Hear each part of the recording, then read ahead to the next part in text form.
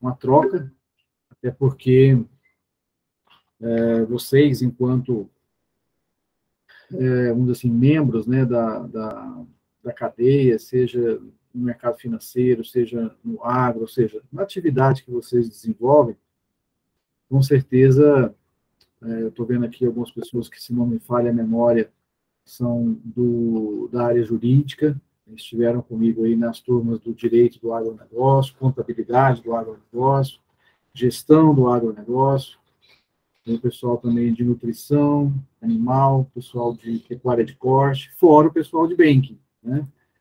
Que esse é figurinha marcada.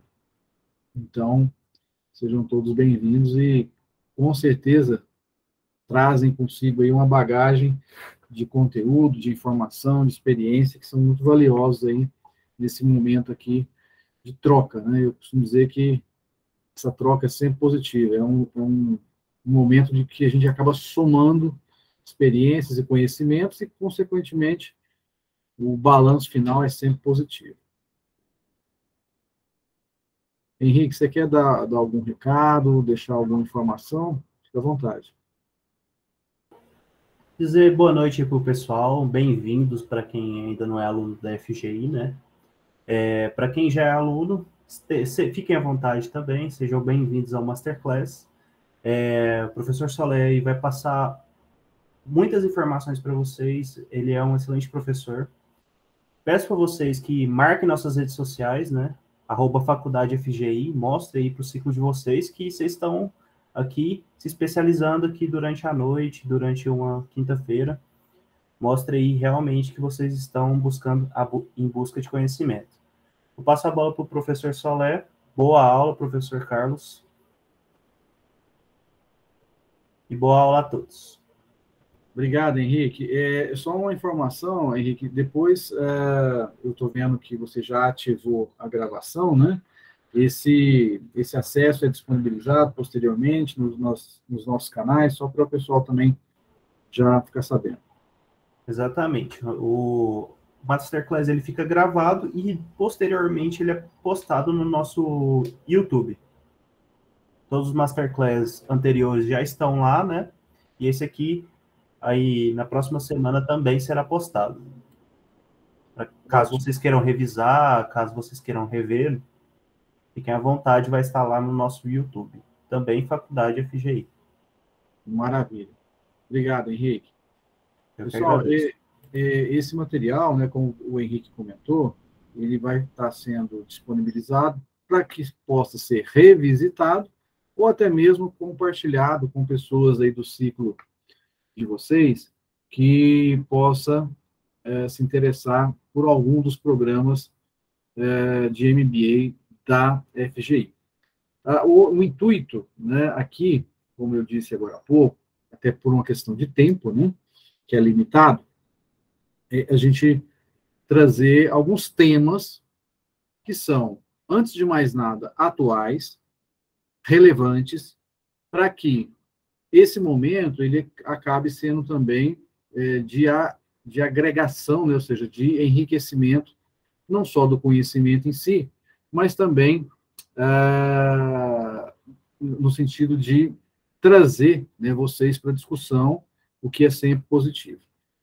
A gente escolheu como tema, né, a cadeia do agronegócio na Bolsa. Por que a gente, por que nós, né, entendemos sendo relevante? Bem, o agronegócio dispensa comentários sobre a relevância dele no país, Brasil, principalmente recente, nessa história recente do país. Hoje, o agro ele tem aí uma presença na riqueza, ou seja, no somatório da riqueza do país, na casa aí de 25%, tem alguns dados já um pouco até maiores, 25% do PIB. Isso quando a gente considera aquelas atividades bem afins do agro. Mas se a gente for pegar aquilo que deriva do agro, né, a partir do que ele contribui para as demais áreas de riqueza do país, eu não tenho dúvida que esse percentual ultrapassa aí os 50%. Dado essa relevância, recentemente, eu vou mostrar na sequência, a própria Bolsa B3, ela fez o quê? dada essa relevância que o agro tem hoje, ela criou, dentro da B3, um índice, como existe o índice Ibovespa, que é formado por aquelas empresas que são as mais negociadas, as mais representativas, ele criou um índice só do agronegócio. Eu vou mostrar logo a seguir. Então, dada aí, isso é uma pequena amostra, né, de como esse segmento está hoje sendo observado e monitorado, no bom sentido, claro, pelo mercado financeiro. E aí, eu vou também explorar aqui um pouco com vocês, não só a Bolsa enquanto o local, né, vamos dizer assim, de negociação, mas o mercado de capitais, porque tem sido também um local onde vários agentes do mercado ligados ao mercado do agro têm buscado como fonte de quê? De captação de recursos, de captação essa para quê? Para financiar não só o seu fortalecimento, mas o seu crescimento, a sua expansão e a sua capitalização. Então, eu vou aqui estar projetando alguns slides e a gente vai trocando essas informações ao longo da apresentação. Ao final, vocês vão ir anotando, né, possíveis dúvidas ou questionamentos ou até esclarecimentos que a gente troca uma ideia mais no finalzinho, ok?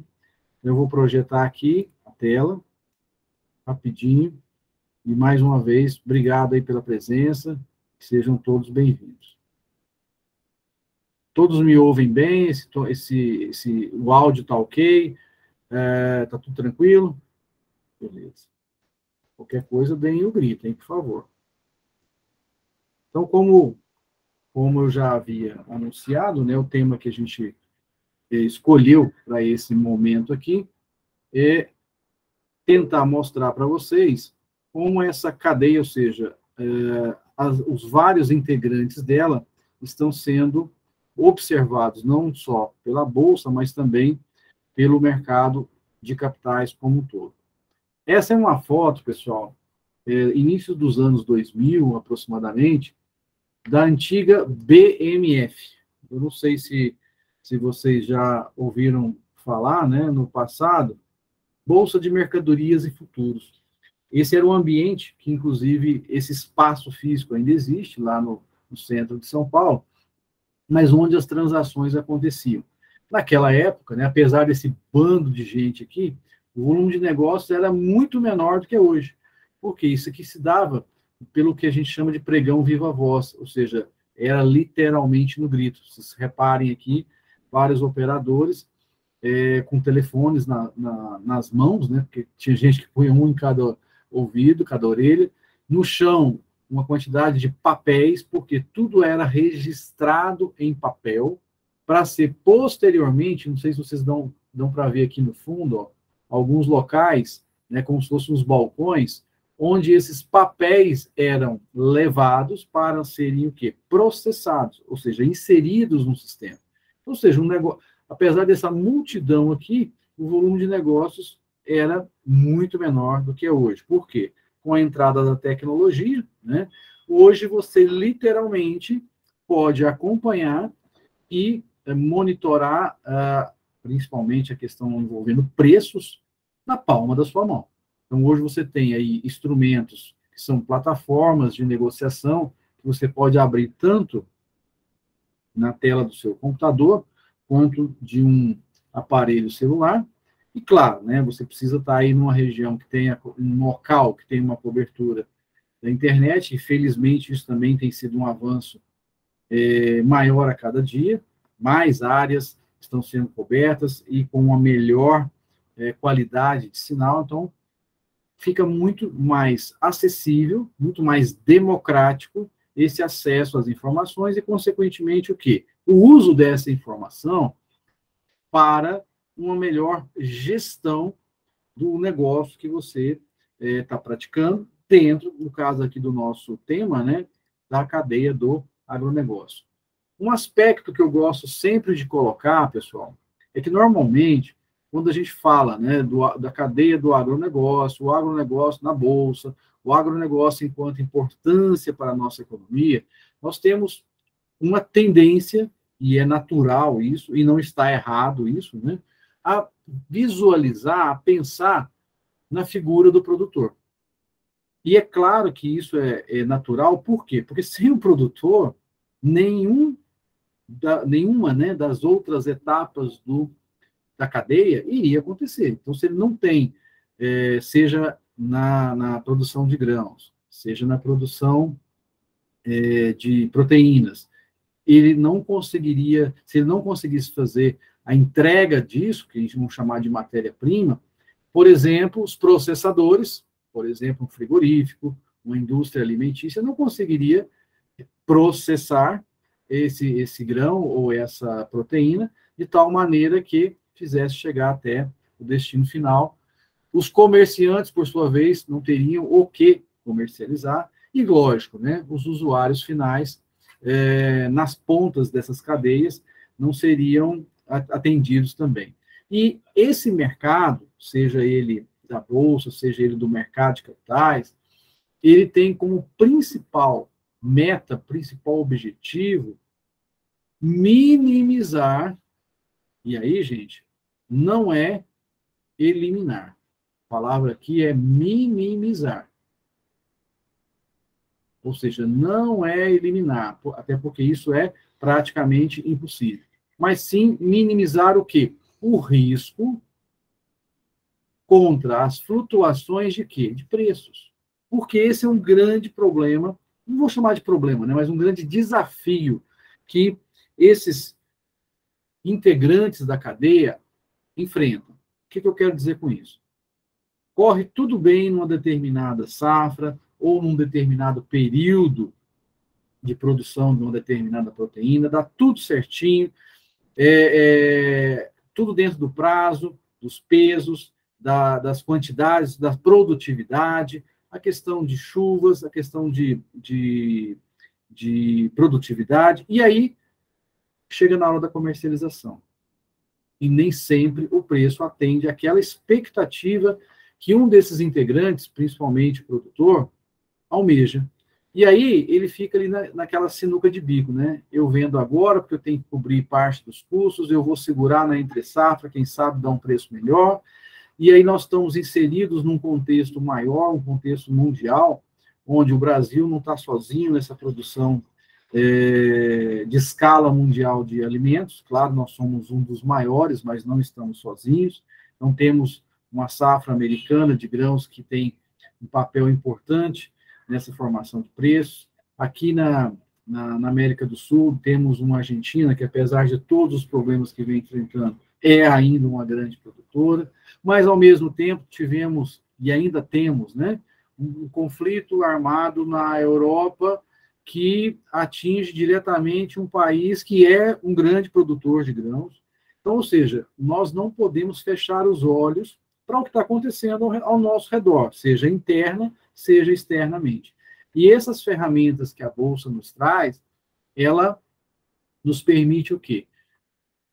Lançar mão dessas ferramentas de tal maneira que eu possa, mais uma vez, minimizar, ou seja, tentar evitar possíveis oscilações muito relevantes de preço, a ponto de comprometer o meu resultado. E nós não podemos deixar de considerar nessa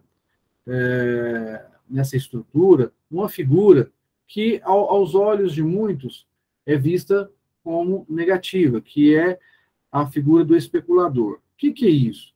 Gente, imagine vocês, né, se, vamos falar do produtor, ou de qualquer um desses integrantes aqui, se ele tivesse todo mundo só pensando numa direção, quem é que faria a outra ponta? O que eu quero dizer com isso? Nesse mercado, pessoal, se eu quero fechar uma posição, seja para me proteger um preço, acreditando que ele vai cair, seja apostando na alta de um preço, se eu não tiver o outro lado, ou seja, quem faz a outra parte dessa transação, se eu quero comprar, alguém tem que vender. Se eu quero vender, alguém tem que comprar.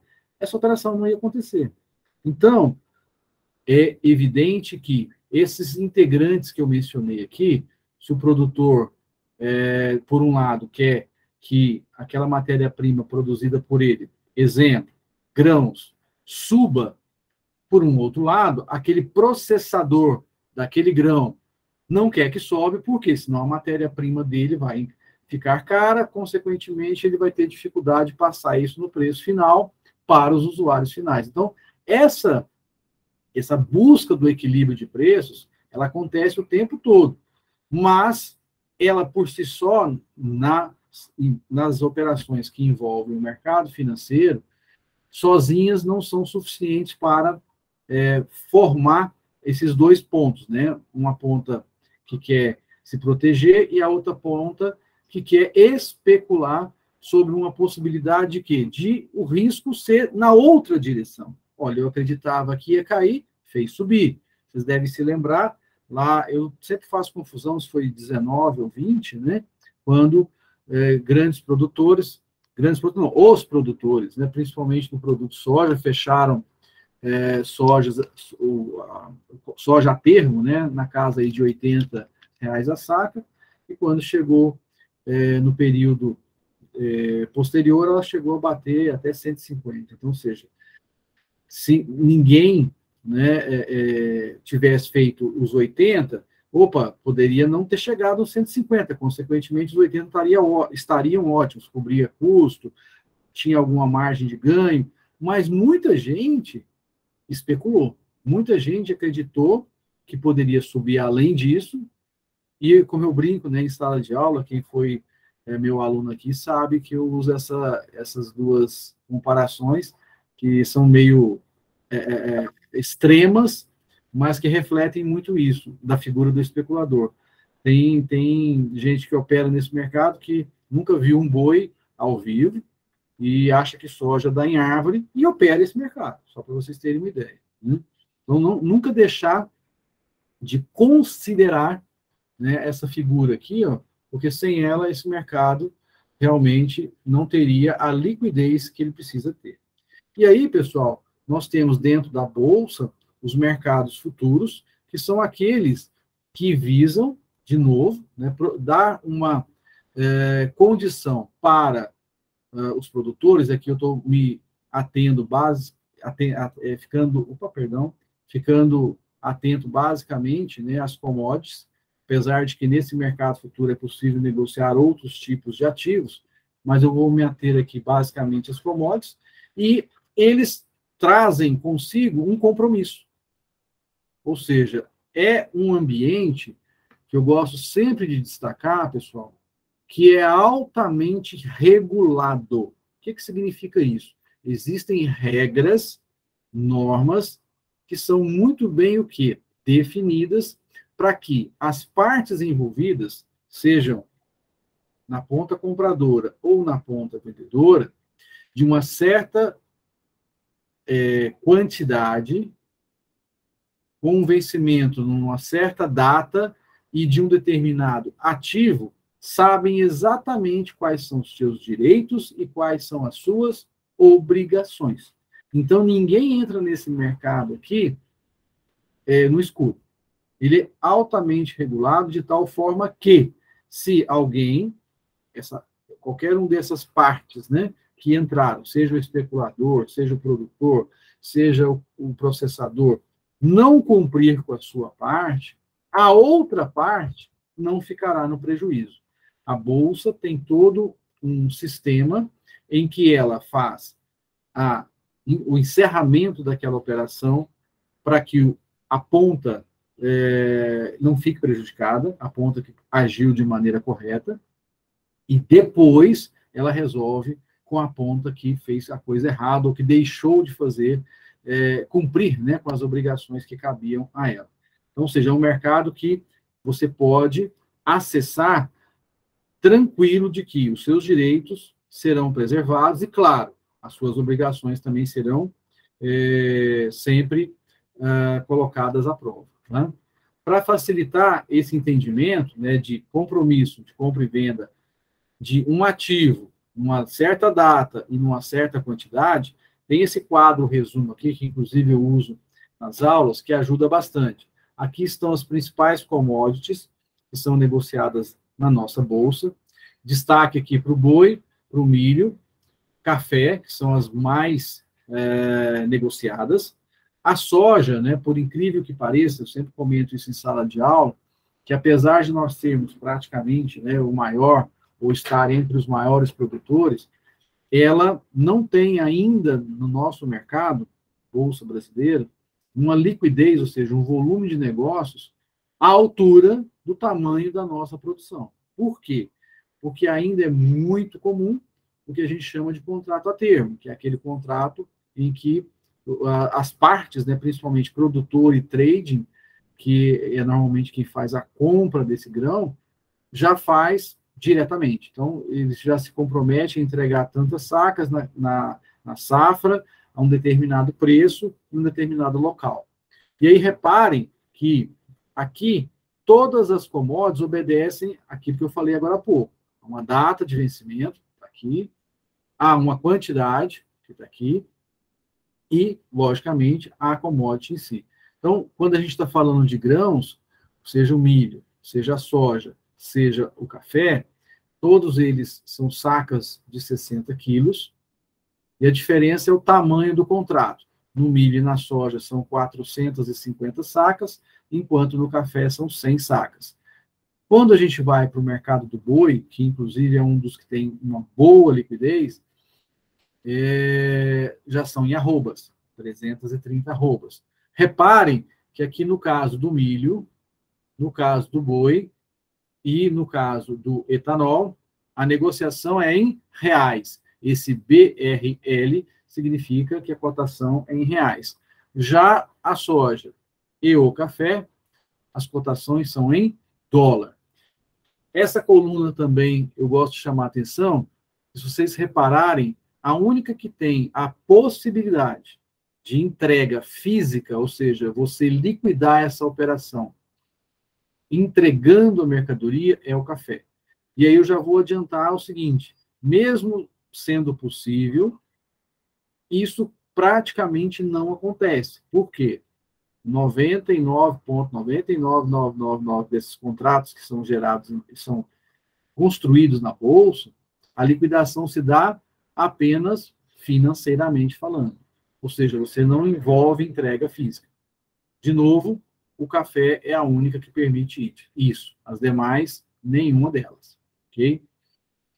E reparem aqui, por último, que cada uma dessas commodities apresenta uma data de vencimento diferente da outra. O boi, por exemplo, é no último dia útil do mês em questão. Já o milho, no dia 15 do mês. A soja é no segundo dia útil anterior ao mês de vencimento. Já o café, sexto dia útil, e assim por diante. Aí alguém poderia perguntar, bem, professor, mas por que, né, dessa diversidade de vencimentos? Por que não põe tudo, por exemplo, no último dia útil? Pessoal, é para fins práticos mesmo. Imaginem vocês tudo vencendo no mesmo dia, geraria uma concentração muito grande, provocando, inclusive, né, problemas de sistema mesmo. Tá? Ou seja, para se evitar que haja esse acúmulo num único dia, fizeram a diluição dos vencimentos ao longo dos meses respectivos de cada vencimento e de cada commodity. Tá? Aqui, uma das vantagens desse mercado futuro é que você não precisa desembolsar nada no momento da aquisição desses ativos, ou seja, desses contratos que foram mencionados aqui. Você precisa disponibilizar no momento dessa transação é apenas o que a gente chama de margem de garantia. E essa margem de garantia, ela é sua, produtor, comerciante, processador, e será devolvida a você ao final da transação.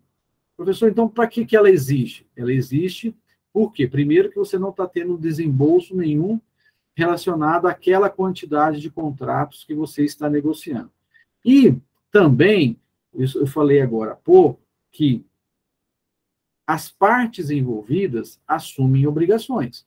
Obrigações essas, e uma delas é esse ajuste diário que é mencionado aqui logo abaixo, que é como o próprio nome já diz, né?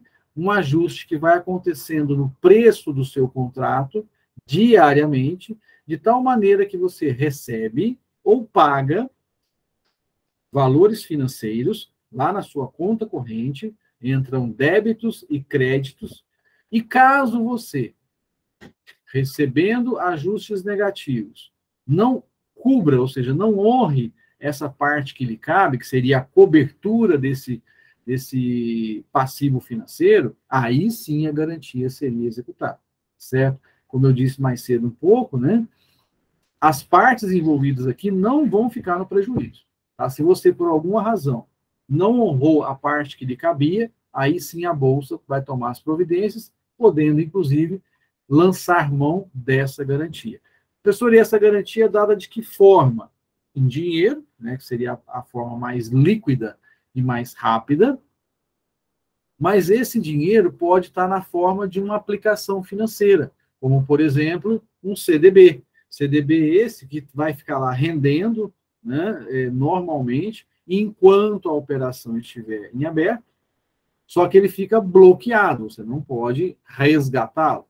E aí, quando a operação é finalizada, a garantia é liberada e você passa a ter acesso. O lado bom é que continuou rendendo. Títulos públicos federais. Eu mostrava na aula que eu dei esse final de semana, por exemplo, você pode ali ter uma carteira de investimento em títulos públicos e esses títulos servem como garantia. Professor, e essa garantia é muito grande, né? Ou seja, o valor é muito alto? Não. Por isso que esse mercado, a gente vê isso como uma das vantagens, porque além de você não ter que desembolsar o volume total da transação, essa garantia ela representa de 5% a 10% de todo esse contrato. Então, é uma importância bem menor e que acaba o quê? Ajudando, viabilizando as pessoas que têm interesse em participar desse mercado. E aí, os contratos futuros, né, são úteis para não só produtores, mas também empresas, como uma forma de proteção de preços de seus recebíveis em moedas estrangeiras ou em preços de suas mercadorias, conhecido como hedge. E por que ele mencionou aqui moedas estrangeiras? Eu mostrei agora há pouco, né? Tanto a soja quanto o café têm aí uma ligação, ou seja, uma relação íntima com a questão cambial, no caso especificamente com o dólar. Então, eu posso, junto dessa proteção, ou seja, desse hedge, não só me proteger da oscilação de preço do ativo em si, da commodity, como também, caso eu queira, é possível fazer esse hedge também cambial. E aí existe o contrato de dólar, as garantias exigidas para se operar nesse contrato de dólar, de tal maneira que você monta a sua proteção não só em cima do preço do ativo, mas também daquela questão cambial que influencia nesse preço. Okay? E aqui, né, só um resuminho, né, dessas principais características, são padronizados, já mostrei naquele quadro para vocês, ajustes diários, em um dos tipos de operação, esse ajuste acontece diariamente, e de tal maneira que você precisa entender bem desse operacional, para que você fique acompanhando como está a sua posição financeira. Se está credora ou se está devedora. Se está devedora, você tem que estar sempre provisionando a importância financeira desejada. A margem de garantia, já foi dita também, é negociado em bolsa de valores, de tal forma que você pode, vou sair aqui um minutinho, e mostrar para vocês, ó, a cotação. Isso aqui é uma tela de cotação que eu uso no meu dia a dia. Eu vou mostrar aqui para vocês, ó, esses ativos que estão aqui, ó, esses primeiros são relacionados ao boi. Então, cada commodity tem uma sigla, que no caso do boi é BGI. A outra letra, a quarta letra, representa o vencimento. Então, o V, por exemplo, é outubro. X novembro, e assim por diante. E reparem que eu coloquei os 3 últimos meses desse ano, outubro, novembro e dezembro, e já coloquei os 3 primeiros de 23. Então, eu já tenho cotação, por exemplo, aqui para janeiro, para fevereiro e março. E aqui os preços, né, as últimas negociações que aconteceram no pregão de hoje, tá? Com suas respectivas oscilações, tanto positivas quanto negativas. E esse percentual é sempre em relação ao fechamento do dia anterior, no caso, ontem. Então, só para ilustrar, a cotação para novembro, por exemplo, do boi gordo, 279, que representou uma alta de 0,18% em relação ao preço de fechamento de ontem, 278,50. Aí alguém poderia perguntar, professor, mas tá, esse preço aí é de qual praça? É porque nosso Brasil é gigante, né? E temos produção, no caso específico aqui do boi, em várias regiões. Esse preço, a Bolsa elege o que a gente chama de praça de referência. Então, esse preço aqui refere-se à praça de referência para o boi, que é Araçatuba, interior de São Paulo. O milho, esse aqui logo abaixo, ó, o código é o CCM, reparem que já tem o nome da praça, Campinas. E o milho, pessoal, a Bolsa já criou cotações mais regionalizadas. Então, a gente já tem o milho, por exemplo, Rio Verde, aqui em Goiás, tem o milho Triângulo Mineiro, tem o milho sul do Brasil. Então, para facilitar esse acompanhamento dos preços futuros, levando-se em consideração as praças de referência. Soja, logo aqui abaixo, novembro, março, maio. Março e maio já é de 23. Pessoal, soja e milho não tem contrato vencendo todos os meses, como é o caso do boi. Normalmente são aqueles meses ali próximos ao período de safra e ao período de entre safra, normalmente aquele que é da transição, né? Já quase iniciando o plantio da safra futura. Mas dá para acompanhar e tem bastante informação. Então, aqui, na tela, como eu disse lá no comecinho, né? Hoje você pega, seja a sua plataforma, seja o seu aplicativo de celular, você pode fazer o quê? Alimentar com esses códigos e ir acompanhando. De tal maneira que, na hora de fechar uma determinada negociação, seja com a trade, seja com o frigorífico, ou qualquer outra integrante dessa cadeia, você consegue o quê? Ter uma referência, pelo menos, né? De novo, esse mercado existe para minimizar possíveis flutuações de preço, não é eliminar. E esse indicativo de preço aqui ajuda bastante no dia a dia aí do produtor, ok? Voltando aqui para a tela, né? Aqui eu já tinha falado que negociação em bolsa, por isso que eu abri aquela telinha. Liquidação antes do prazo, pessoal. Isso aqui é um negócio bem bacana que é importante vocês saberem.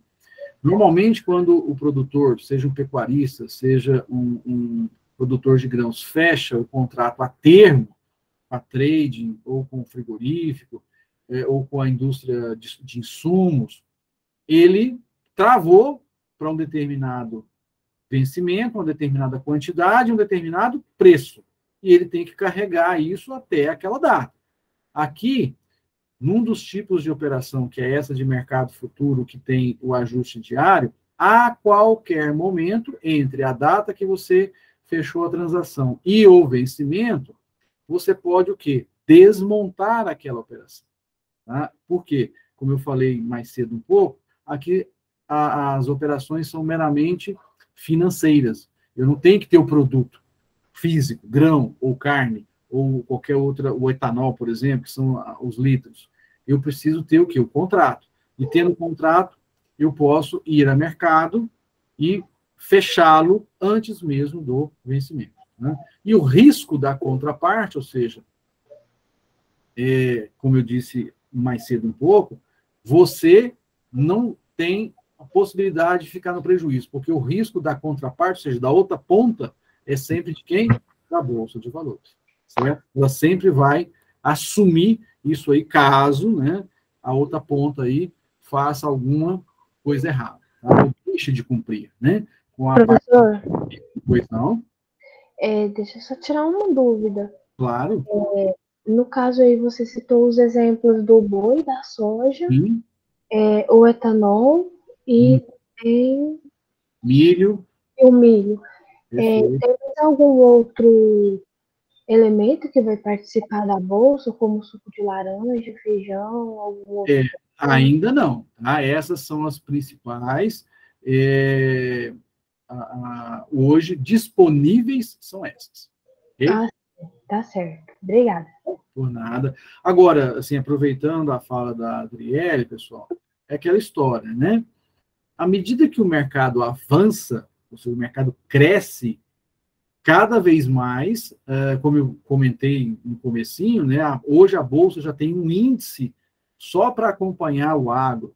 Então, ou seja, não só pela relevância dele, mas à medida que o volume de negócios cresce nas outras commodities, como ela citou, é bem razoável a gente pensar que eles possam vir a integrar também o mercado futuro.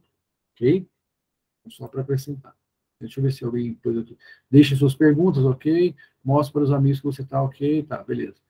Alguém colocou, Felipe, as negociações de commodities no mercado de capitais do Brasil ainda é pouco limitado frente a outros países. Sim. Como podemos conhecer mais desse mercado no exterior? Bem, Felipe, hoje, né, depende exatamente o que você quer conhecer, né? Porque quando se fala desse mercado no exterior, você tem assim, um universo gigantesco para ser explorado. Tá?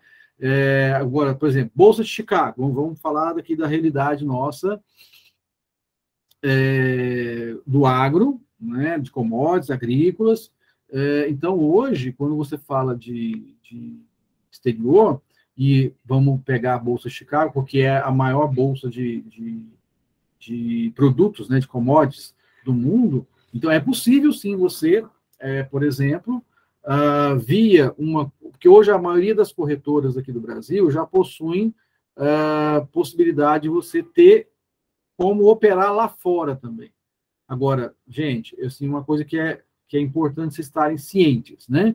Quando eu falo em lá fora, eu tenho que pensar em tudo que envolve esse lá fora, no seguinte sentido: abertura de conta, remessa de recursos, né? O fator câmbio, o fator tributário, né? Porque lá tem um regime de tributação, aqui nós temos outro. Então, ou seja, não é simplesmente abrir uma telinha de aplicativo e fazer. Tá? Você tem todo um aparato, né, que deve ser considerado.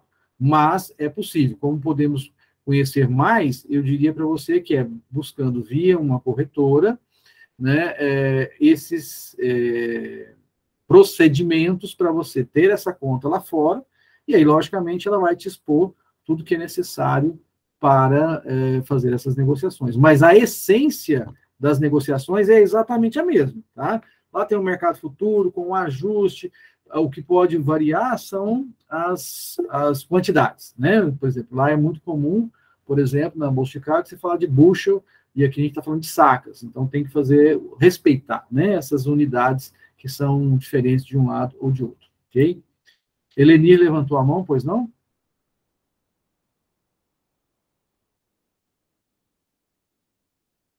Elenir? Bem, eu vou falando aqui, qualquer coisa pode entrar. Só para a gente ir avançando, um outro mercado que vocês podem explorar na Bolsa, né? Diferente um pouco do mercado em que tem os ajustes, aquela padronização, etc., é o mercado de opções, que também obedece àquela padronização, que também obedece a uma data de vencimento, que também vai ter uma commodity por trás. Então, só que aqui, a diferença é que eu não tenho aquele custo da margem de garantia. Eu não tenho que depositar essa margem. Eu terei apenas que pagar ou receber pela opção que eu escolhi comprar ou vender com fins de hedge, ou seja, com fins de proteção. Então, não necessita da margem de garantia, como eu mencionei, e o mínimo que você vai conseguir operar aqui vai ser aquele um contrato, que no caso do boi são 330 arrobas. No caso aqui da soja, do milho, 450 sacas de 60 quilos. No caso do café, 100 sacas, também de 60 quilos, e assim por diante. Então, eu vou até esse mercado e busco uma opção para comprar ou para vender, e se eu compro, eu tenho que pagar por ter esse direito, eu estou comprando esse direito, e se eu vendo, eu recebo porque eu estou vendendo esse direito para uma outra pessoa exercer. Só falando em opções, e aí, claro, né, infelizmente não dá para a gente se aprofundar aqui, mas eu queria deixar para vocês de maneira que conceitual, tudo que é possível fazer nesse mercado de opções, que são os mercados de opção de compra, também conhecidos como call, e os mercados de opção de venda, que são as puts. Aqui, pessoal, em ambas, né, ou seja, em ambas as posições, seja comprada ou seja vendida, ou opção de venda, desculpa, quando eu compro uma opção, eu tenho que pagar um prêmio, e isso me dá o direito. Direito de quê? Se for numa opção de compra, o direito de comprar. Se for numa opção de venda, de vender. E na opção de venda, eu recebo por esse prêmio. Desculpa, o prêmio. E passo a assumir uma obrigação. Obrigação de quê? De vender, se for uma call, e de comprar, se for uma put. Então, pessoal, o que eu quero mostrar com esse conceito aqui sobre as opções? Que dá para você fazer de tudo, né? Esse é o ponto. Que você vai buscar nesse mercado aquele tipo de opção que se encaixa na sua necessidade. Então, se eu quero me proteger de uma eventual queda de preços, eu preciso comprar o direito de quê? De vender a um determinado preço. Ou seja, eu quero ter a garantia que eu vou ter o direito de vender aquela determinada commodity a um determinado preço. E aí, no caso, né, eu vou ter que comprar o quê? Uma put, que me dá o direito de vender. E ao comprar, eu tenho que pagar por esse prêmio. Então, pago o prêmio. E aí, claro, né, gente, aqui de maneira bem conceitual, a gente pode, né, depois, as pessoas que tiverem interesse, não só via os cursos que a gente oferece, de MBA, mas também, claro, eu posso aí, fora, né, aqui do ambiente, prestar algum tipo de atendimento também e ajudar no entendimento. Tá? É mesmo para a gente mostrar para vocês que as opções são várias, de tal maneira que eu consigo achar aquilo que se encaixa na minha necessidade. Esse é o ponto que eu queria deixar claro aqui para vocês.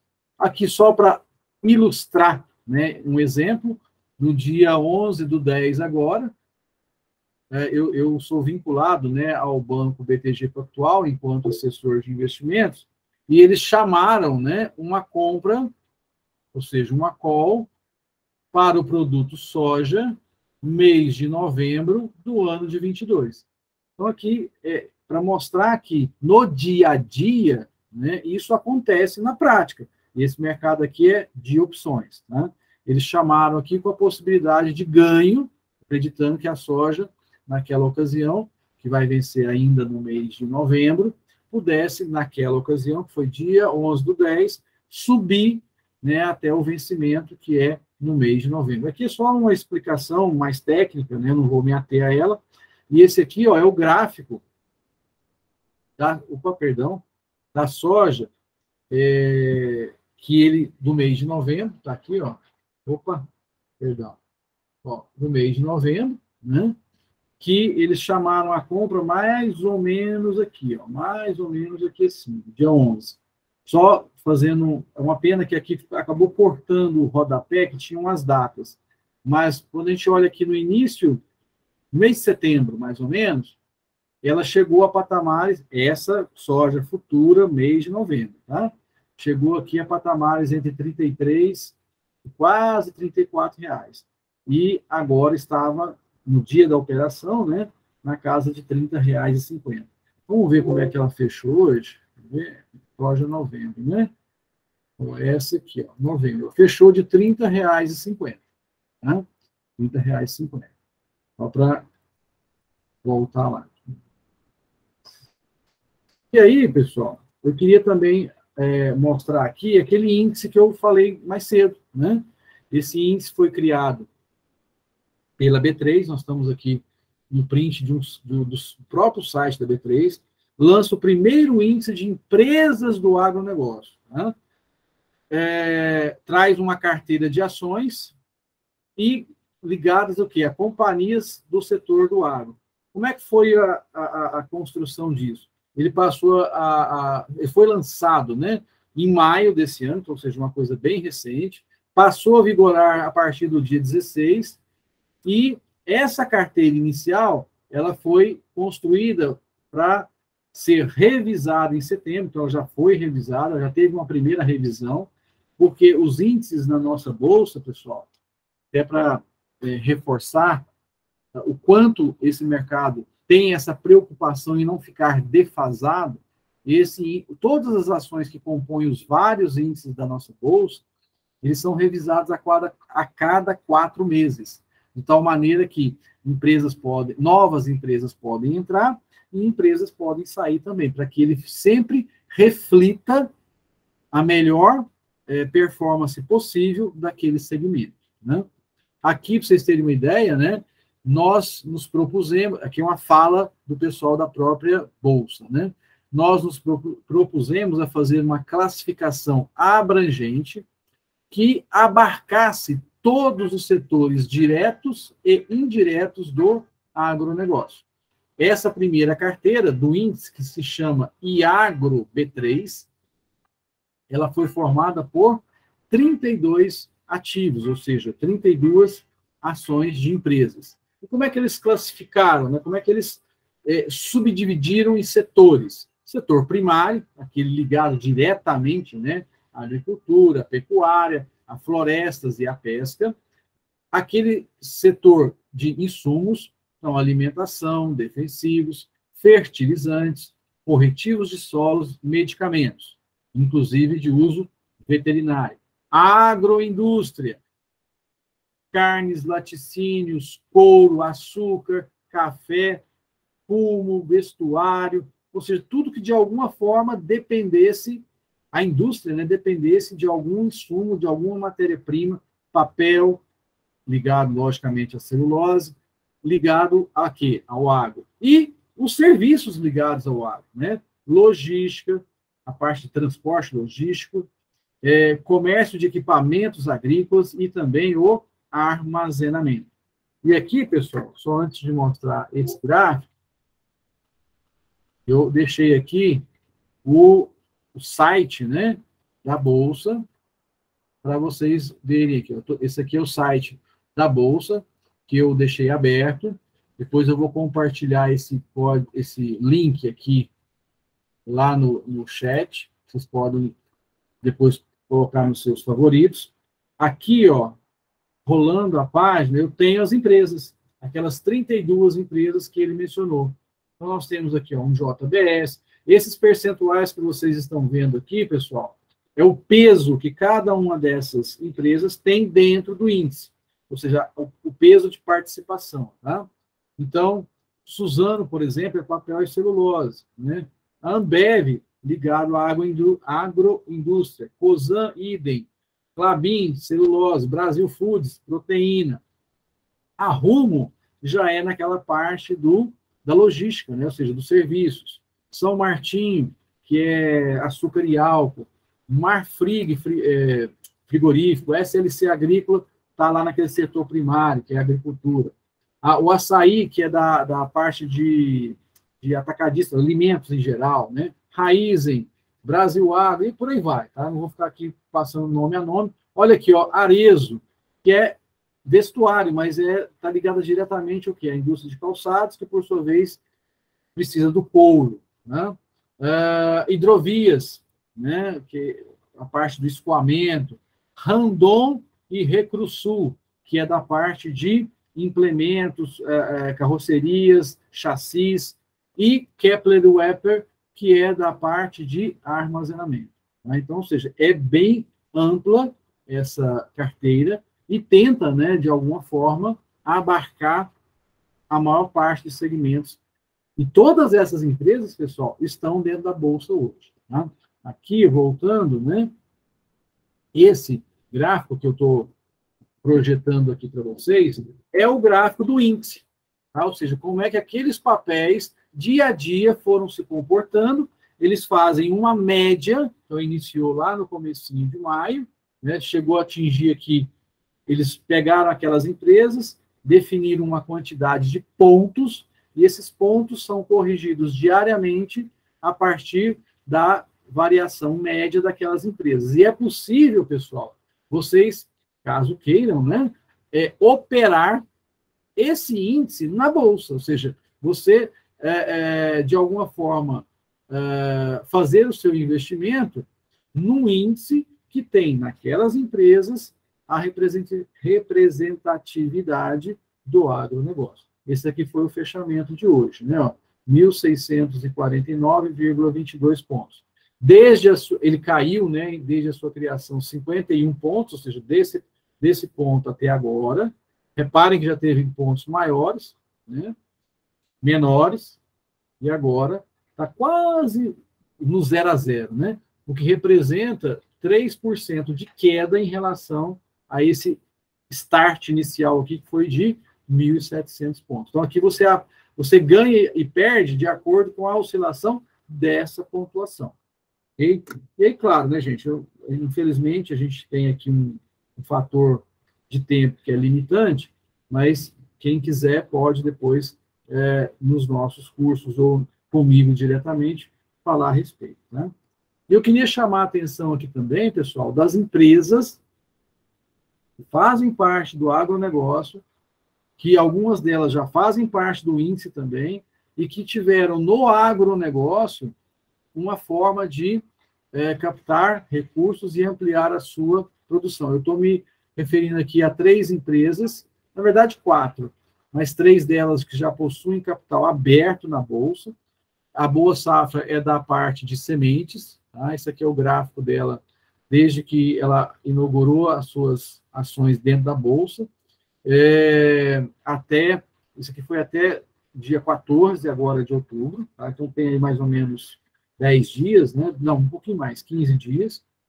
Aqui da Jalles Machado, eu fiz questão de colocar as 3, porque são 3 empresas do segmento do agro, porém, de segmentos diferentes, uma de insumos, uma de semente e outra de açúcar e álcool. Jalles Machado é açúcar e álcool. Também está na nossa bolsa, né? E uma empresa que não está na bolsa ainda, né? A gente acredita que isso possa ser um processo para o futuro, mas que lançou mão do mercado de capitais para a captação de recursos via um instrumento que a gente chama de título de dívida, que é o CRA, Certificado de Recebíveis do Agronegócio. É um título de dívida. Essa emissão aqui foi para um prazo de aproximadamente 7 anos, a uma taxa de IPCA mais 7% ao ano, ou seja, inflação mais 7%, 7,2% para ser mais exato. Tá? Lógico, né, é um investimento com um horizonte de longo prazo, para quem está comprando esses títulos, mas um diferencial que esse título de dívida, no caso específico aqui, emitido pela Caramuru, traz, é que esse título, chamado CRA, ele tem um diferencial que é a isenção de imposto de renda sobre o ganho que você vai ter nesses rendimentos que eu mencionei, quando você... Desculpa? Alguém falou alguma coisa? Boa noite, professor. Desculpa que a minha conexão caiu e a hora que ligou... Não, que isso, está em casa. Então, pessoal, e por que a gente está divulgando números, está divulgando nome, está divulgando taxa, está divulgando... Porque isso aqui é uma oferta pública, tá? Ou seja, essas informações foram disponibilizadas via material publicitário, devidamente autorizados pela CVM, que é o órgão e é a autoridade monetária, né, que fiscaliza e normatiza todo esse mercado. Então, todos esses dados que eu estou mostrando aqui, seja de ações, seja de títulos, seja de valor, de taxa, de prazo, né, eles são de conhecimento público, tá? Então, ou seja, não é nenhum problema que a gente está fazendo isso. Um outro detalhe que eu quis trazer aqui para vocês também, essa notícia aqui é agora do dia de junho, né? Então, também recente, que é um outro mercado dentro do segmento do agronegócio que cresce de maneira assim, acelerada, que é a emissão, né, de de certificados de descarbonização, ou seja, empresas que produzem, que tem, né, todo aquele ISD, né, ou seja, que é o governamental, o social, o de sustentabilidade e também social, mas que fazem disso um negócio. Ou seja, além de promover todos esses benefícios que a bandeira traz, e mais do que uma bandeira hoje já é uma realidade, eles podem o quê? Por exemplo, vou usar a Caramuru de novo como um exemplo que é real, tá? Tudo que eu vou falar é real. Como ela é produtora de biodiesel e também de biomassa, ela faz o quê? Usa essa produção como lastro e, tendo isso como lastro, ela pode emitir esses certificados e vender no mercado para aquelas empresas que não possuem essa possibilidade, logicamente, fazem todo aquele balanceamento lá de emissão de gás carbônico, etc, etc. E esse mercado, para vocês terem uma ideia, né, já atingiu a marca de mais de $1 bilhão. Então, ou seja, é uma outra frente que o mercado de capitais propicia, que amanhã ou depois, empresas que são aí do ciclo de relacionamento de vocês, seja no meio jurídico, contábil, ou diretamente do agro, estejam, de alguma forma, produzindo, pode ser possível também fazer disso um negócio, né? Então, pessoal, o que eu quero, né, finalizar aqui para a gente poder caminhar aí para eventuais dúvidas de vocês, comentários e outras coisas mais. É que está aí, né? Ou seja, eu mostrei aqui de uma maneira rápida, até por questões de tempo, mas o quanto esse mercado oferece possibilidades. Aí alguém poderia falar, professor, mas a Caramuru é uma empresa gigante, uma indústria que processa. Pessoal, boa notícia, tá? Nós, né, profissionais desse mercado, já estamos fazendo tickets, né, ou seja, valores infinitamente menores do que esses que vocês viram aqui da Caramuru, que é um baita valor, né, 600 milhões de reais. A Jalles Machado, por exemplo, quando abriu o seu capital, captou quase R$1 bilhão.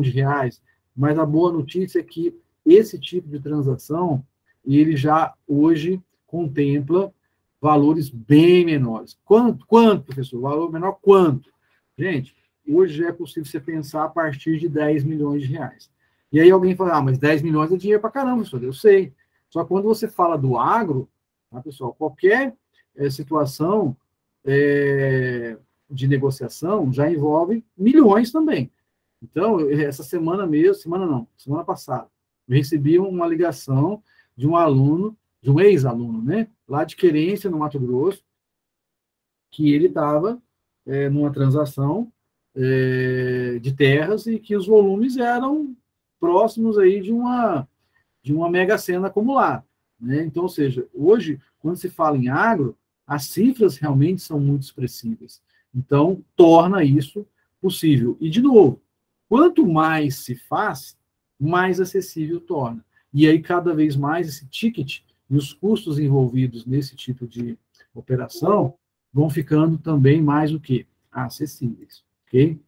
Bem, vamos voltar aqui para a nossa telinha, encerrar essa apresentação.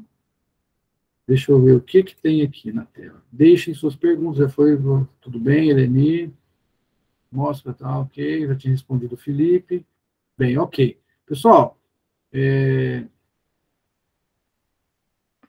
queria, antes de mais nada, né, agradecer essa presença de todos vocês. Como eu disse aqui no comecinho, visualizei aqui alguns nomes e rostos familiares, o que me deixa muito gratificado.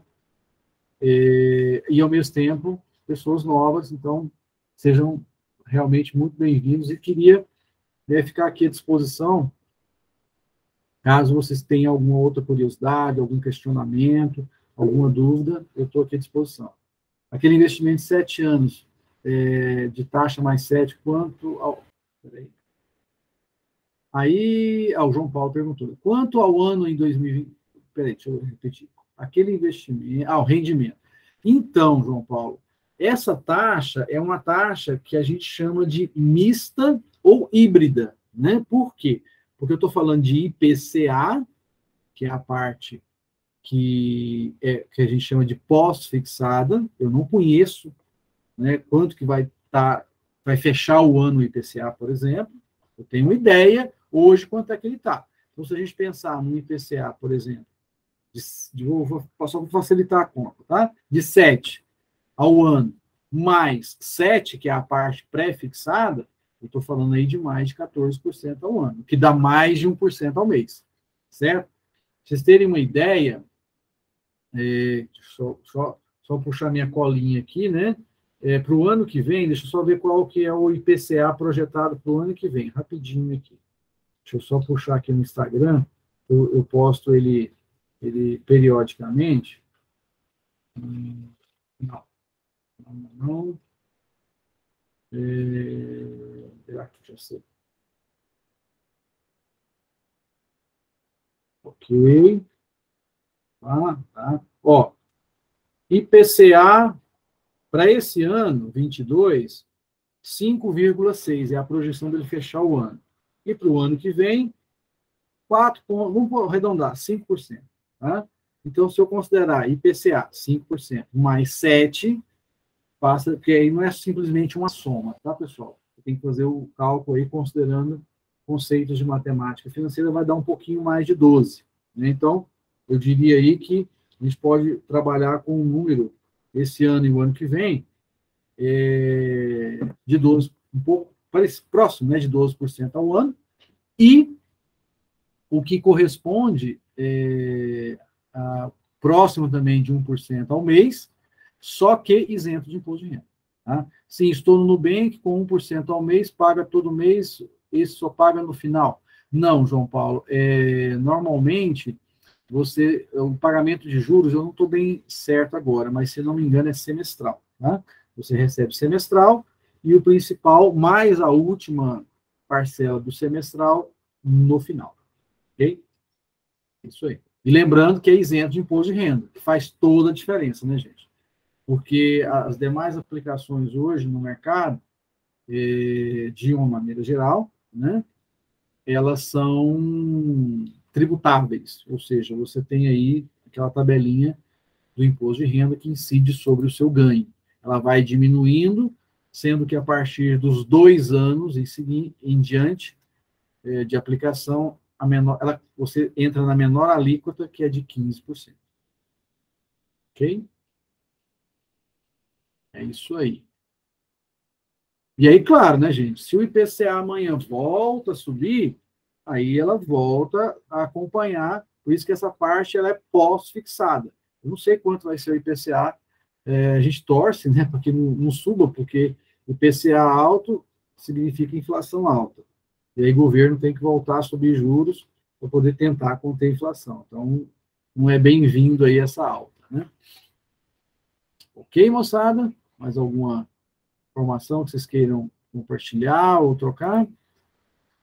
Eu queria, mais uma vez, né, agradecer a todos. Eu vou deixar aqui, pessoal, o link, né, do site lá da B3, que eu comentei que ia deixar, estou colocando agora. E caso vocês queiram salvar e depois entrar lá, dar mais uma como se diz, mais uma olhada, e vou deixar também os meus contatos, né?